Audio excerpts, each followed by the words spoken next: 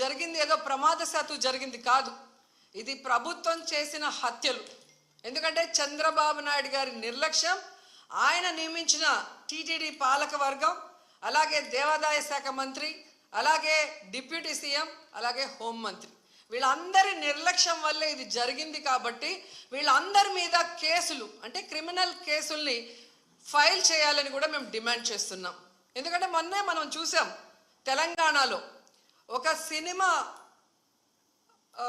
Fan షోకి అల్లు అర్జున్ గారు వస్తే ఆయనకి సంబంధం లేకుండా తోపులాట జరిగినప్పుడు అక్కడ ఒక మహిళ చనిపోతే అల్లు అర్జున్ గారి మీద 105 BNS పెట్టడం జరిగింది.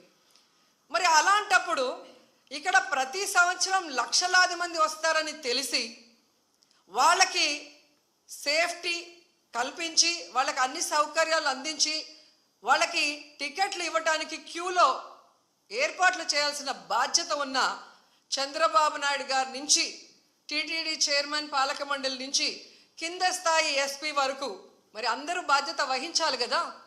కానీ ఈరోజు ఎంత దురదృష్టం అంటే, ఇది పద్మావతి పార్క్లో 5 మంది చనిపోయిన ఆ ప్లేస్లో జరిగిన FIR. దీంట్లో 105 పెట్టాల్సింది వీళ్ళు 194 BNSS పెట్టారు. అలాగే విష్ణు నివాసం దగ్గర ఒకరు చనిపోయారు, దానికి కూడా 105 పెట్టాల్సింది 194 BNSS పెట్టారు. అంటే ఇది ప్రమాదవశాత్తు జరిగింది, ఏదో జారి పడి